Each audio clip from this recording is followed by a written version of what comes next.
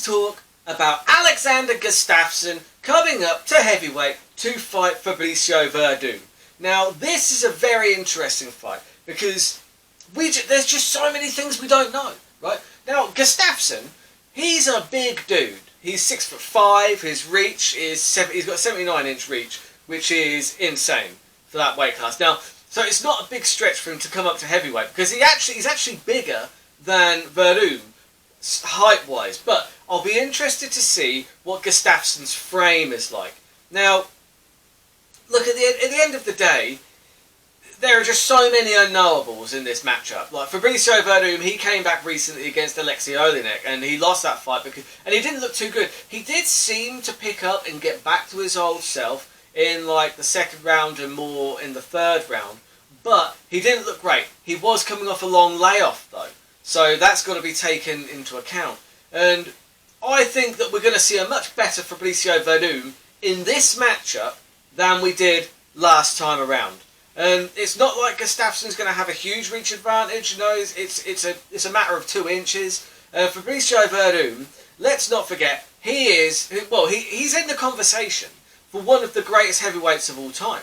He submitted Fedor Emelianenko when Fedor was still Fedor. He submitted Cain Velasquez when Cain Velasquez was still Cain Velasquez. He has beaten a laundry list of the legends in this sport. He held the UFC heavyweight title. And so with that on his resume, you have to have him in the conversation for all-time greatest heavyweight in mixed martial arts history. I'm not saying that he is, but he's definitely in that conversation.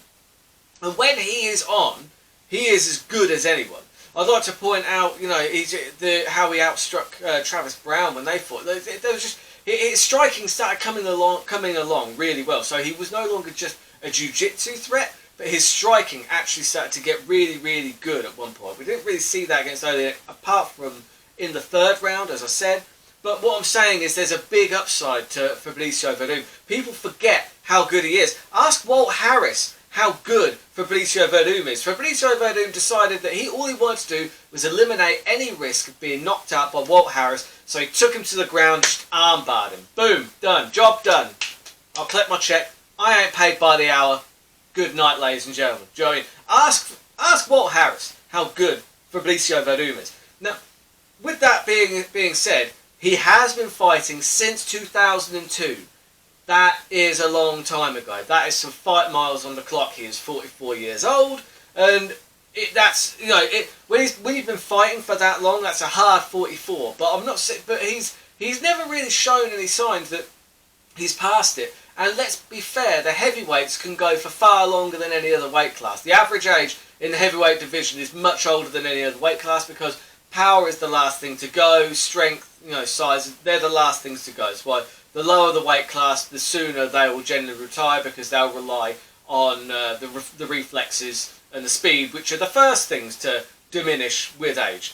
So that means that I don't think his age is going to be too much of a factor. I do apologise, he's 42. Not 44. Shut my mouth. I think I'm confusing him with Rogerio Nogueira, who is 44, who's also on this card. But my apologies. He's 42. Even better for him. Do you know what I mean? He's just lost 2 years. Do you know what I mean? He's just been made younger by 2 years in an instant. You are welcome, Fabricio. But yeah. So he's fighting obviously Alexander Gustafsson. He's coming up to heavyweight. I would like to see exactly what his frame looks like when he comes up to heavyweight, because for me, I think Werdum is still going to be the thicker, kind of stronger guy. I think he's probably going to be heavier, and I think that's going to present some problems for Gustafsson. My apologies, because if Werdum gets this fight down to the floor, Gustafsson's in real trouble. Make no mistake about that. Do you know what I mean? It's just a fact. Like we've seen in his last fight, Gustafsson got submitted by Anthony Smith. When there was a scramble, they got taken down to the floor. And Anthony Smith is a very good black belt, and he controlled Gustafsson on the ground. And Anthony Smith is a good black belt. He's a legit black belt. But he is not on Fabricio Werdum's level when it comes to jiu-jitsu, I wouldn't have thought. I might be wrong there, but I'd say that's probably a fair statement to make. and Fabricio Werdum is a hell of a lot heavier than Anthony Smith. So you've got to feel like if Fabricio Werdum gets on top or even gets a scramble and gets on bottom, it's going to be a really bad night for Alexander Gustafsson. And there's every chance that Gustafsson comes in light, fast. His footwork and his boxing are absolutely fantastic. There is a good chance he comes up here and makes Werdum look silly just by being faster, unleashing loads of combinations, and ending the fight and knocking him out. That is a distinct possibility. However, that is a complete unknowable.